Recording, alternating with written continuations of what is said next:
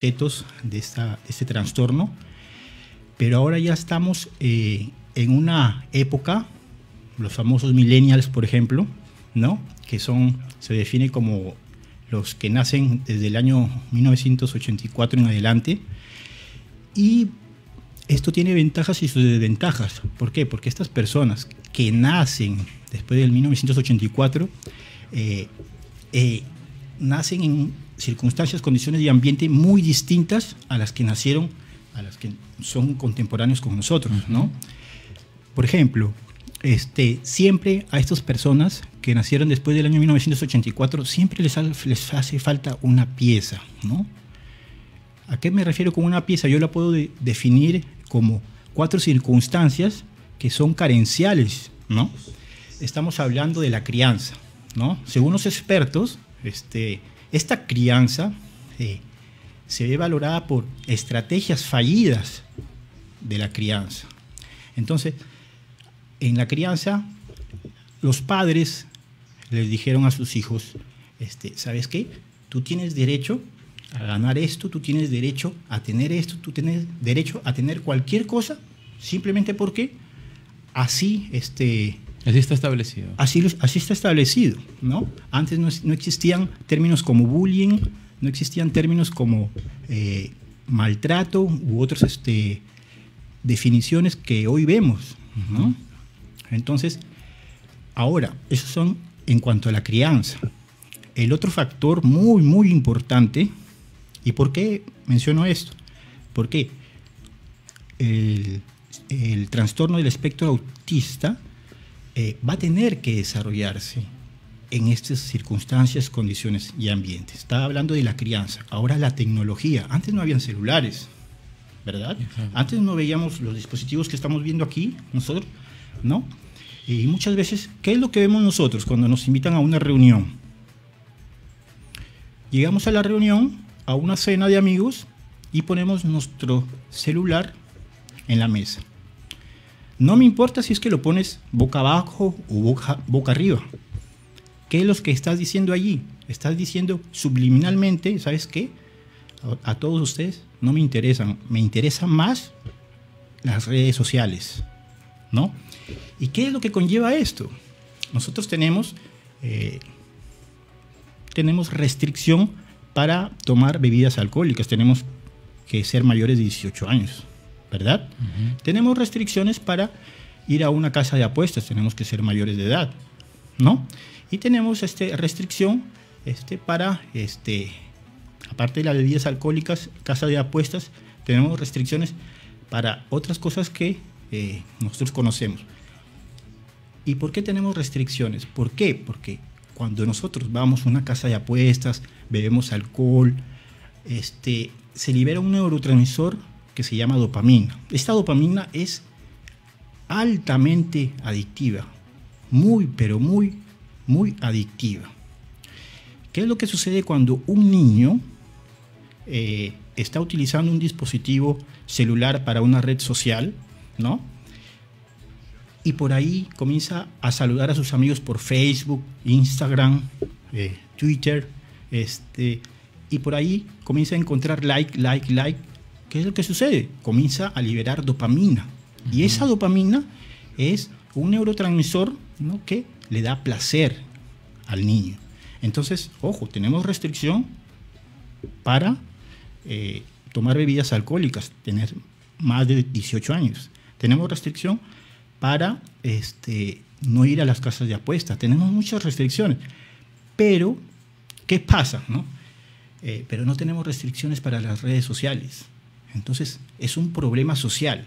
Entonces, este es un caldo de cultivo para un niño con trastorno del espectro del autismo, no pueda desarrollarse y más bien se puede acentuar esta condición, este trastorno, porque las circunstancias, las condiciones y el ambiente las estamos modificando, pero para mal.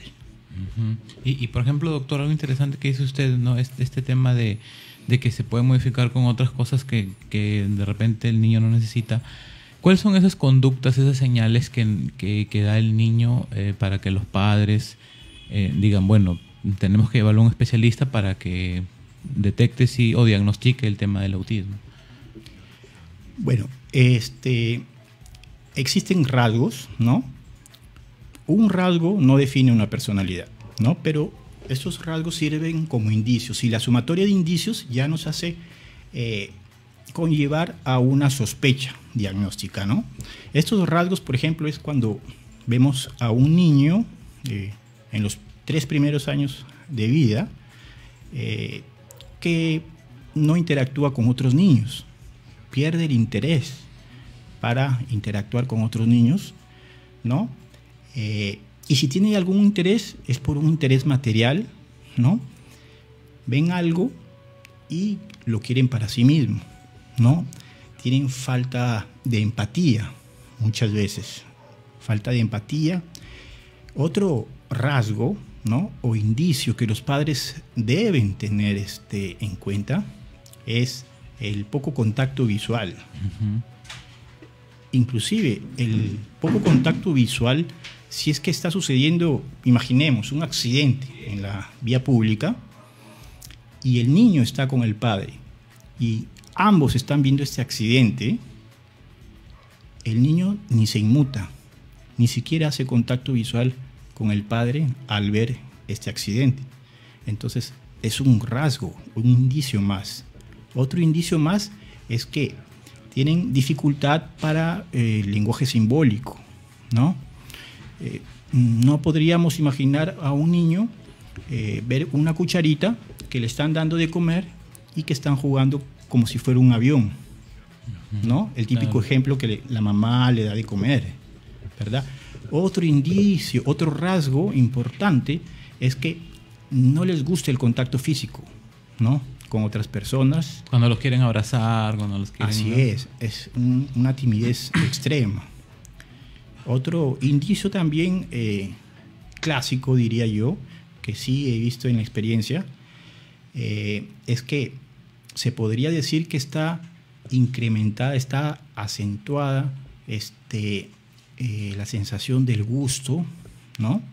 La sensación olfatoria, la sensación auditiva, ¿no?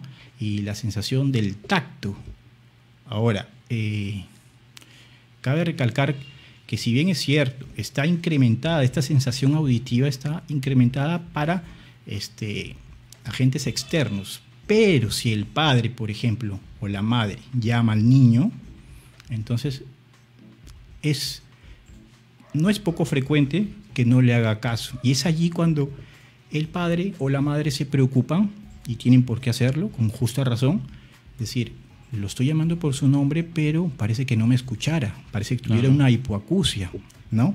Entonces son indicios que nos pueden ir orientando para descartar este tipo de trastorno. Y doctor, cuando usted se refiere a la empatía, quizás para que quede un poco más claro, es el hecho no es que el niño no sea sensible, sino que tal vez tenga que conocer qué es lo que está pasando, porque ellos son como no hacen mucho contacto visual, ¿no? Y tienen que aprender muchas cosas de esta sociedad, ¿no? Efectivamente.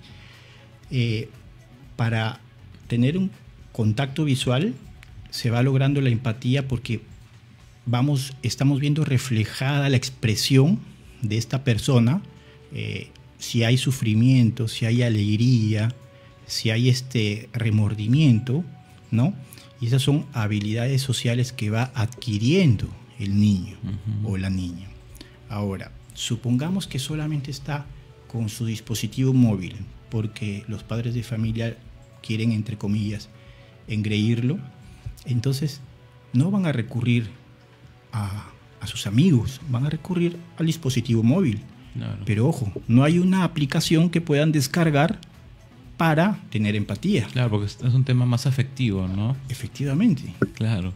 Y hablando de eso, doctor, hay una doctora en ciencia animal, Temple Grandin, que usted debe haber visto leer, ¿no? Que habla tiene un libro que se llama El lenguaje de los animales, donde ella hace bastante empatía con eso, ¿no? Incluso ha creado todo un sistema para el ganado, para que no sufran. Efectivamente, ¿no? Efectivamente. Esa empatía es ponerse en el otro lado del mostrador, ¿no? Tratar de sentir lo que estos animalitos sienten, ¿no?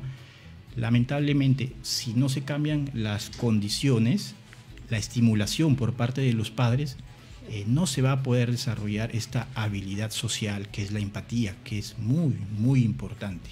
Claro. Ahora, en el tema del lenguaje, ellos de alguna manera transmiten lo que quieren decir, quizás a través de dibujos, de figuras que ellos hacen, ¿no? ¿Cómo, digamos, llevarlo de la mano con la comprensión de los padres, en primer lugar, y también de la familia, ¿no? Sí, esto se debe que transmiten sus mensajes de una manera mucho más literal. No entienden de un lenguaje abstracto o de doble sentido. El doble sentido, ni el humor, ni la ironía. Efectivamente, si quieren expresar algo plasmado en un papel mediante un dibujo, lo tratan de hacer tal cual, lo tratan de hacer como un calco de lo que están viendo o de lo que están sintiendo. Y muchas veces los padres de familia no podemos discernir o no podemos discriminar qué es lo que está sintiendo, porque nunca nosotros estimulamos a estos pequeños para que puedan de alguna u otra manera plasmar la realidad o sus sentimientos en un papel. Es muy difícil, se necesita mucha pericia para poder interpretar los dibujos que ellos hacen, ¿no? Ahora, hay niveles dentro del tema del autismo, porque también hay que entender que está el síndrome de Asperger, ¿no? Efectivamente. Hay niveles, con respecto a estos niveles, en realidad es un espectro, por eso se llama trastorno del espectro del autismo. Es un espectro, tenemos que verlo como una continuidad, ¿no? Un continuo de posibilidades. Desde las formas más simples, ¿no? Como Asperger, donde un 40% puede pasar desapercibido, pueden tener un coeficiente intelectual limítrofe, ¿no? Pueden desarrollarse dentro de la comunidad con la estimulación adecuada de los familiares y desarrollarse normalmente. Ese es en cuanto al síndrome de Asperger, dentro del espectro del trastorno del autismo. Ahora, hay dentro de este continuo de posibilidades del espectro, hay niveles mucho más graves, ¿no? En donde prácticamente el niño no solamente tiene dificultades sensoriales, dificultades en transmitir su lenguaje, porque el 40% carece del habla. Entonces ya tienen que utilizar otras herramientas. ¿Y qué herramientas utilizan? Por ejemplo, movimientos, automatismos repetitivos como el balanceo. Claro, que se están meciendo, ¿no? Efectivamente. ¿Y por qué? Ese es un reflejo. ¿Por qué? Porque sensorialmente sí hay un déficit, pero motrizmente el déficit es mucho más marcado. Entonces necesitan el balanceo constante para que el sistema nervioso protopático a nivel del cerebelo sepa que tenemos una postura. Por eso el balanceo, el aleteo de las manos. ¿Por qué? Para estimular el área prefrontal, ¿no? Que es el área motora, estimular a nivel de la corteza cerebral el área premotora, que es el área motriz. Entonces son sistemas de compensación que tienen los niños con el espectro del trastorno del autismo. Digamos que es como un tema de protección. Correcto. Sensorialmente se establece, ¿no? Efectivamente. Bien, bueno, a esta hora estamos ya también en línea telefónica con otro entrevistado, 7:38 de la noche. Vamos a conversar ahora mismo con el psicólogo clínico y psicoterapéutica psicoanalítico Fabián Vinces Salazar del Centro Psicológico Animus. Muy buenas noches, doctor Fabián Vinces. Muy buenas noches, Enrique. Gracias por la invitación. Doctor, bueno, el tema que nos convoca ahora es el tema de los mitos y verdades sobre el autismo. Y un tema que nos interesa mucho sobre el autismo es la inserción laboral, ¿no? Porque vemos pues que siempre lo llevamos al tema de los niños, pero ese niño va a crecer, ¿no? Y va a tener que, digamos, insertarse laboralmente, que es un poco difícil quizás porque la sociedad todavía no entiende mucho de este tema. Quizás para que nos explique un poco este tema, doctor Fabián Vinces. Sí, bueno, como tú bien dices, esos niños que son donde principalmente ponemos la atención cuando hablamos de trastornos del espectro autista, eventualmente van a crecer y necesitan desarrollar una vida plena. Y esta vida plena implica alcanzar autonomía, alcanzar calidad de vida, y muchas veces esto pasa también por lograr la independencia económica, y la independencia económica se logra efectivamente trabajando. Entonces, la primera pregunta o el primer mito que uno puede generarse es, bueno, si estos chicos no necesariamente han tenido una educación formal, regular, ¿qué trabajo podrían desempeñar? Pues el mismo que otra persona que no ha tenido mayor formación podría hacer, como pueden ser los trabajos de tipo operario, y esto se ha demostrado en una experiencia en la que yo tuve la suerte de participar, que fue un programa, un plan de actuación desarrollado por el Ministerio de Trabajo en el año 2013, en el cual se promovía la inclusión y la inserción laboral de personas con discapacidad intelectual, lo que antes se llamaba retraso mental, y discapacidad mental, con algunas personas con algún diagnóstico psiquiátrico, personas con síndrome de Asperger y personas con síndrome de Down. Nosotros en este proyecto, en este plan de actuación que se denominó Trabajo Contigo, Empleo con Apoyo, trabajábamos justamente con la metodología del empleo con apoyo, que ha sido la metodología más eficiente, más eficaz al momento de favorecer la inserción laboral con personas con alguna dificultad o en general en poblaciones vulnerables. Entonces, encontramos que nosotros logramos insertar a 50 personas con diferentes condiciones, incluidas básicamente personas con síndrome de Asperger, y ellos pudieron trabajar tanto en puestos operarios como en puestos administrativos, como en puestos incluso de atención al cliente. Entonces, todo está en que nosotros sepamos mirar el potencial de los individuos y no que nos quedemos mirando la característica o, entre comillas, lo estigmatizante de la condición. Así es. Y doctor, ¿y cómo fue el trabajo no solamente con las personas, sino también, supongo que con la familia, ¿no? Que es lo más importante, ¿no? Bueno, sí, efectivamente, la familia fue un factor importante a trabajar porque, como decía, parte de esa realización personal, de esa calidad de vida, pasa por la autonomía, y muchas veces a la familia le cuesta sostener esa autonomía porque sienten que en tanto esta persona tiene una condición diferente, lo hace necesitado de ese soporte, ese apoyo. Y obviamente esto se sustenta también en la lógica, digamos, que subyace a la dinámica familiar en cualquier circunstancia, más aún en nuestro país, que somos una sociedad donde todavía el peso de la familia es mucho, ¿no? Entonces, muy fuerte. Yo, por ejemplo, en la consulta, cuando atiendo a personas sin ningún trastorno del espectro autista, encuentro que a los padres les cuesta reconocer que su hijito ya no es su hijito, ¿no? Que ni siquiera es su hijo, que su hijo es, por ejemplo, Fabián Vinces, Enrique Villegas, ¿no? O quien fuera. Entonces vemos que la familia tiene que también en todos los momentos, en todos los sentidos, aprender a sostener la autonomía, y más aún cuando se trata de personas con condiciones como el síndrome de Asperger, porque más temprano que tarde van a tener que valerse por sí mismos, y eso tiene que ser motivado y reforzado desde la familia también. Claro, y en ese aspecto, doctor Fabián Vinces, ¿hay algunas, digamos, actividades, empleos que son más estándar, por así decirlo, en personas Asperger, en personas autistas?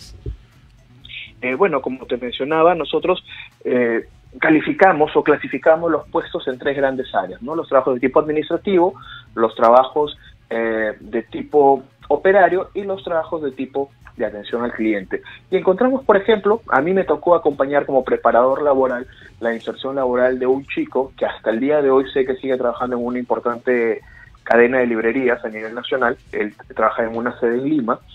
Y este chico era una persona con síndrome de Asperger, tenía 20, 22 años, no recuerdo bien la edad, y él trabajaba en atención al cliente, porque básicamente lo que él necesitaba era retener información de dónde estaban ubicados los libros, y como todos los demás empleados, si el cliente preguntaba por un libro del cual él no tenía certeza de si estaba en el stock, iba a la computadora, lo buscaba y le informaba al cliente. Entonces, este participante del plan de actuación formó parte de esta experiencia laboral, y como te digo, yo casualmente en algún momento este año fui a esta misma sede y lo encontré ahí trabajando todavía. Entonces fue un gusto darme cuenta que no solamente había habido la intención de formar parte del proyecto en el que se trabajó desde el Ministerio de Trabajo, sino también que había un compromiso de la empresa privada por promover ese tipo de situaciones. Además, hay una ley que genera y promueve el empleo y la inserción laboral de personas con discapacidad en general, ¿no? Claro, y doctor, un tema bien interesante que ha tocado es la responsabilidad de las empresas dentro de su experiencia. Obviamente que estas empresas que se han plegado a este programa han tenido una proyección bastante positiva, pero a nivel de país, ¿cómo lo ve usted? ¿Hay, digamos, cumplimiento de la norma? ¿Se involucran con la responsabilidad social? Yo creo que hay que dejar de mirarlo como un aspecto de responsabilidad social, porque la responsabilidad social implica tratar de hacer algo por la sociedad que normalmente no se esperaría que se haga. Y en este caso lo que tenemos que hacer es entender que estas personas lo que necesitan es un trabajo para lograr esta realización tal cual necesitamos tú, yo y cualquiera de nuestros oyentes en este momento. Entonces, una de las primeras premisas con las que trabajamos en este proyecto era justamente plantearles a las empresas que esto iba más allá de la responsabilidad social empresarial, y que por el contrario favorecía una nueva visión, porque evidentemente este trabajo motivaba a que la empresa repensara sus principios, sus políticas de recursos humanos, sus políticas de dirección, y asimismo encontraban en la experiencia que se promovía un clima laboral distinto, porque todos, a raíz de formar parte de esta red de soporte que necesitaba cada una de las personas que eran incluidas laboralmente, pues también empezaban a repensar la forma en que se vinculaban unos con otros, y se comprobó que el clima laboral mejoraba, se comprobó que la motivación también mejoraba, porque estos chicos muchas veces con su ímpetu de trabajar levantaban los estándares de rendimiento. Entonces, por ahí el compañero que iba un poco retrasado con el cumplimiento de cosas, encontraba que si esta persona, entre comillas, con una condición diferente, con una discapacidad, podía rendir sobre lo que ellos estaban rindiendo, motivaba y generaba también un beneficio para la empresa, porque a la empresa finalmente hay que hablarles de lo que le interesa, qué beneficio puedo obtener, y no solamente qué tan bien puedo quedar, que es básicamente la lógica de la responsabilidad social. Entonces, a las empresas hay que motivarlas desde ese lado, y por último, hacerles llegar la información necesaria de que promoverla o cumplir la norma de inserción laboral de personas con discapacidad también les favorece, porque tiene beneficios tributarios, tiene beneficios fiscales. Lo que tenemos que hacer es difundir información para que las empresas se motiven, y sobre la base de experiencias ya aplicadas, ellos también quieran replicarlas. Bien, doctor, para cerrar ya este bloque, ¿cuál sería su reflexión, su mensaje a las empresas, a las autoridades, ¿no? Porque es necesario que visibilicemos este tema del trastorno del espectro autista y síndrome de Asperger, ¿no? Sí, bueno, básicamente recordar lo que dije al comienzo, que la posibilidad de alcanzar la realización y la calidad de vida es una condición y un derecho que alcanza a todos los individuos, a todos los miembros de la sociedad. Entonces todos, nosotros como ciudadanos de a pie, los profesionales de la salud mental, los comunicadores como ustedes, las autoridades, las empresas y todos, tienen que entender que el beneficio del bienestar no solamente alcanza a quienes normalmente estamos acostumbrados a mirar, sino a quienes desde su diferencia también pueden formar parte de esta normalidad cotidiana en la que todos nos desarrollamos y en la que todos crecemos. Así que básicamente buscar información, proveer información y generar redes de encuentro y de soporte para que este tema siga creciendo y siga alcanzando el beneficio a todos, a todas las personas que así lo merecen. Bien, doctor, bueno, muy agradecido por su intervención. Estuvimos ahí con el doctor, el psicólogo clínico Fabián Vince Salazar. Muchas gracias, buenas noches. Buenas noches, Enrique, hasta luego. Bien, doctor Antonio Velasco Figalo, continuamos con la entrevista, ¿no? Con el bloque, luego de haber también extendido un poco el tema a la opción de la inserción laboral, ¿no? Otro mito también, por así decirlo, es en la escuela, doctor. ¿Cómo es que se debe llevar ahí? Porque hay que ser claros también que muchas veces hay profesores que diagnostican, pero quizás no son los indicados, ¿no? Y también hay otros que dejan de pasar algunos signos, conductas que deberían estar ya diciendo que necesita un apoyo ese niño, ¿no? Sí, efectivamente, eso sucede en la realidad, ¿no? En la educación escolar, muchos de los niños están estigmatizados tanto por sus compañeros y de alguna u otra forma de manera tangencial por los profesores, ¿no? Uh-huh. Eso no hay que negarlo. Ahora, hay que tener en cuenta, y es algo muy, muy importante, que el diagnóstico de Asperger, en este caso, es netamente clínico. Entonces, aún no se han fijado algoritmos para definir un síndrome de Asperger y mucho menos definir un trastorno del espectro del autismo. Por eso cuando usted me preguntó cómo lo definiría, yo le podría hablar de conceptos, pero no de definición, porque aún no hay un consenso global que pueda definir el síndrome de Asperger o en su defecto el trastorno del espectro del autismo. Entonces, si nosotros queremos actuar en estos niños en etapa escolar, va a ser muy difícil. ¿Por qué? Porque hay carencia de profesionales que tienen pericia en estos signos y síntomas, esta semiología, esta clínica de estos niños que tienen síndrome de Asperger o trastornos del espectro del autismo. Entonces, combinar, exhortar, ¿no? La responsabilidad social para que hayan estos especialistas y que puedan dar un diagnóstico, reitero, clínico del síndrome de Asperger y síndrome que concierne al espectro del autismo, ¿no? Entonces es muy muy importante que la clínica y los profesionales idóneos sean los que se encarguen de diagnosticar estos patrones de conducta, y cuanto antes se pueda diagnosticar, la proyección va a ser mucho mejor, el pronóstico va a ser mucho mejor, la inserción social va a ser mucho más favorable, ¿no? Claro. Hay una dependencia gubernamental, la CONADIS, ¿no? Que protege a estas personas, a estos niños que en un futuro van a tener que socialmente y laboralmente reinsertarse. Claro. ¿No? ¿Y qué pasa, doctor, para que la gente, los padres sobre todo, tengan en cuenta, qué pasa cuando no se hace un diagnóstico a tiempo? Cuando no se hace un diagnóstico a tiempo, por ejemplo, muchas veces comienzan a hablar de un 20 a 25%, estos niños, generalmente niños, a los 12 meses, hasta los 18 meses comienzan a decir sus primeras palabras. Pero de repente, ¿no? A los 36 meses, a los 3 años, esas palabras que comenzaron a aprender, que comenzaron a mencionar, de pronto ya no las mencionan.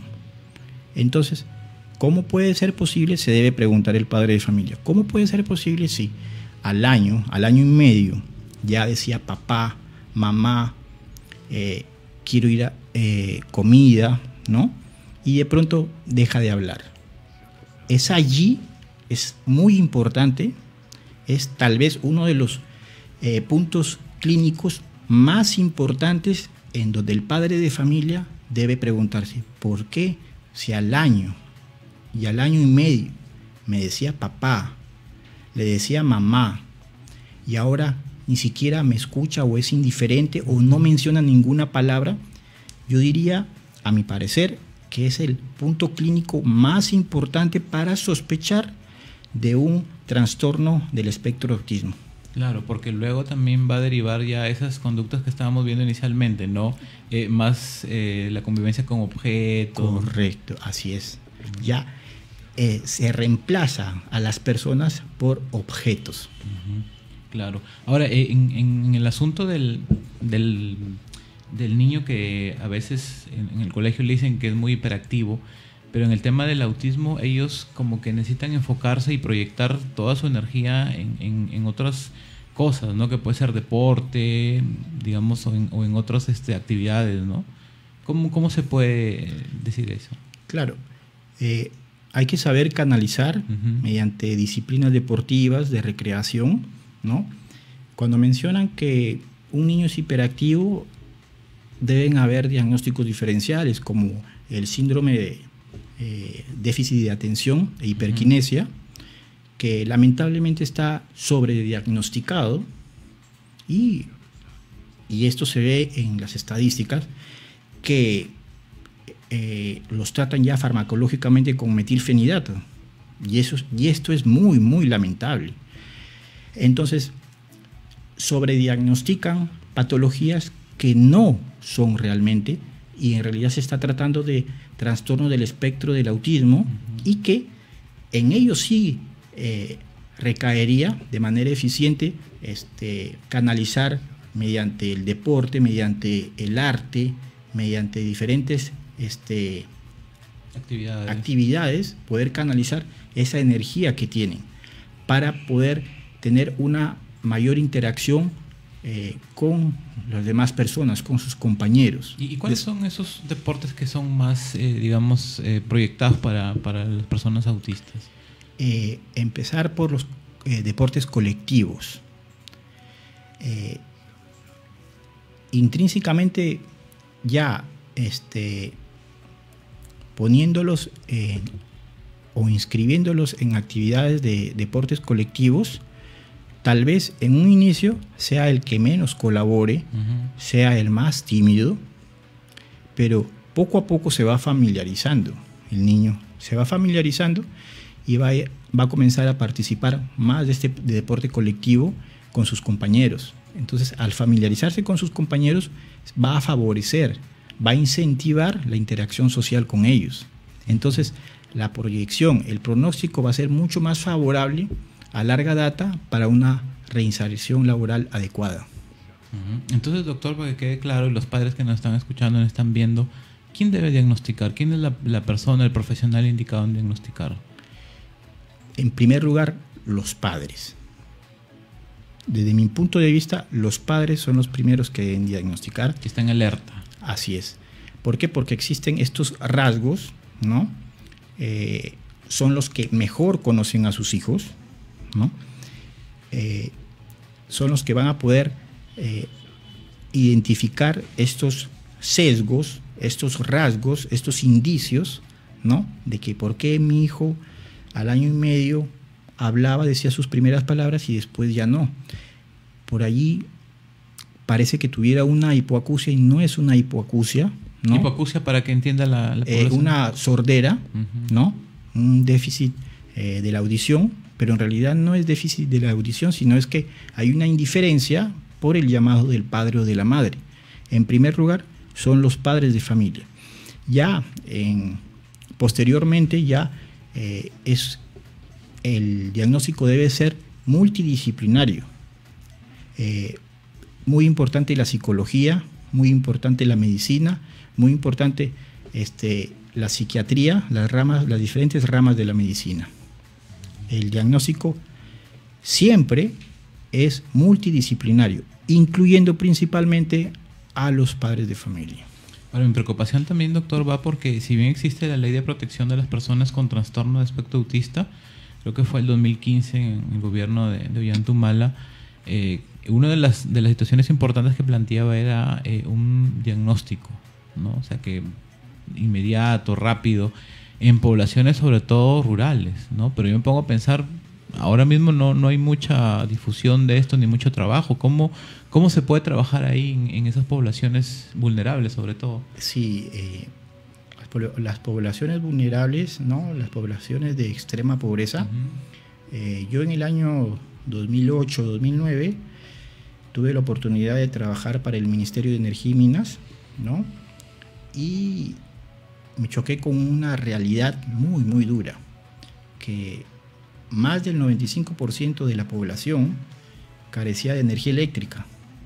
¿En qué zona era? En Cajamarca, ¿no? Provincia de Santa Cruz.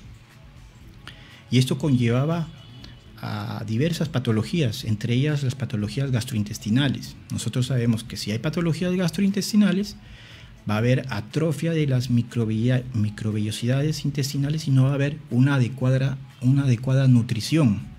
Entonces el cerebro, el sistema nervioso central del niño no va a tener la misma oportunidad que un niño en la capital o un niño en la costa para poder alimentarse, para poder nutrirse. Entonces, ¿qué se hizo en ese año 2008-2009? Tuve el privilegio y tuve la responsabilidad de diseñar, elaborar y ejecutar un proyecto de electrificación rural que favorecía a más de 30.000 pobladores de 27 centros poblados. Gracias al Ministerio de Energía y Minas, la empresa privada y en conjunción con la sociedad civil. ¿Y por qué menciono esto? Al Estado, la empresa privada y la sociedad civil, ¿por qué? Porque tiene un fondo más allá de dar un buen diagnóstico. Esto es un fondo social, ¿no? Que las personas no digamos estigmatizar al niño, no. Se trata de en dónde se va a desarrollar él. Si estamos en una tecnología en donde abundan las redes sociales y no hay restricción para las redes sociales, ¿cómo se va a desenvolver este niño? ¿Cómo se va a desenvolver? No va a tener las mismas oportunidades. Un niño con Asperger en los años 80 tenía mejores oportunidades de desarrollarse que un niño con Asperger en la actualidad, porque está bombardeado por las redes sociales, lamentablemente. Claro, y sobre todo que ahora el etiquetar a las personas es una moda bastante terrible, ¿no? Porque si no encajas dentro de lo que tú esperas o proyectas o lo tomas como la normalidad, así es, ¿no? Lo excluyes al niño, ¿no? Así es, lo excluyes, y ahí es cuando vienen nuevamente, y regreso yo a las estrategias fallidas de la crianza, ¿no? Que es una de las circunstancias, condiciones que agravan el pronóstico de estos trastornos, ¿no? Aparte de la crianza, la tecnología, como ya mencioné, las redes sociales. Aparte de la crianza, la tecnología, está el ambiente. Muchas veces estos jóvenes con síndrome de Asperger lamentablemente caen en una empresa y la empresa tiene una política corporativa. Entonces ellos van a tener que desenvolverse en una cultura corporativa, pero no van a encajar en el tablero social de esa cultura organizacional de esa empresa. Entonces va a ser mucho más difícil. Claro, porque hay un tema que la gente debe conocer, es que ellos como que tienen organizado todo su día, ¿no? Así su vida. Es como una rutina, que si lo sacas de esa rutina... Un patrón restrictivo de conducta. Patrón restrictivo y patrón repetitivo de conducta. Bien, doctor, bueno, para ir ya terminando este interesante tema que es bastante amplio, nos vamos quedando a conversar horas y horas. Para los padres, ¿no?, de familia, los profesores, la sociedad en general, ¿no? Porque ya queremos con este programa, digamos, un poco que ya no se etiquete a la gente, ¿no? Que pensemos un poco más abiertos. ¿Ya? ¿Qué le diría a usted dentro de su experiencia con este tema, sobre todo del autismo? ¿Qué les podría decir yo? Personalmente es que todos somos diferentes. Todos somos diferentes. Todos pertenecemos a un espectro continuo infinito. No todos tenemos los mismos gustos, no todos tenemos los mismos hobbies, no todos tenemos la misma personalidad, no todos respondemos igual a un mismo estímulo. Entonces, etiquetar a un niño o una niña con este tipo de trastorno, este tipo de condición, es algo absurdo, ya ronda con la ridiculez. ¿Por qué? Porque se trata de una condición. Usted y los que nos acompañan acá, todos tenemos maneras distintas de pensar, ¿no? Somos muy diferentes, somos muy heterogéneos en cuanto a nuestro comportamiento. Entonces, el mensaje final es respetar, ¿no?, a los niños con esta condición, respetarlos y darles la oportunidad para que se integren a la sociedad, porque es un espectro continuo que nosotros lo podemos tener y sin darnos cuenta. Así es. Así es, por eso es interesante que los padres estén alertas, ¿no? Y ver a los niños, los profesores también. Bueno, yo le agradezco, doctor Antonio Velasco, por esta oportunidad que también nos ha dado de conocer un poco más, y estaremos ya comprometiéndolo también para otra ocasión. Claro que sí, Enrique Villegas.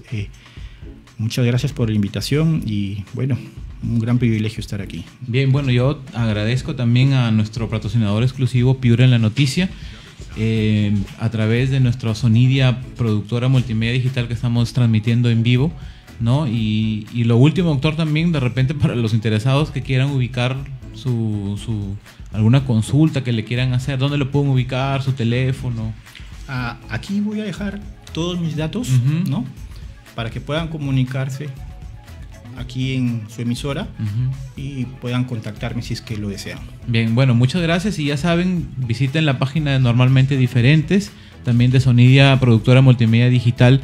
Yo solamente quiero recomendarles a la gente que este tema es bien amplio, pero es bien interesante también. Hay poca información, pero es poca porque no se difunde, porque hay mucha, ¿no? Yo les recomiendo leer un libro que a mí me cautivó mucho, que es Temple Grandin, que se llama El lenguaje de los animales. También está en película, porque ella es una persona autista, es una doctora, ¿no? que se enfocó mucho en el tema de los animales, ¿no? Y es una historia bastante interesante, ¿no? Y no queda ahí, porque este tema es tan amplio que lo debemos de visibilizar, de hacerlo más proyectado en las escuelas, en las universidades, ¿no? Este programa es para eso, ¿no? Para proyectarnos un poco más, para ser visible. Bueno, nos encontramos el próximo miércoles. Ha sido Normalmente Diferentes a través de Sonidia, productora multimedia digital. Muchas gracias.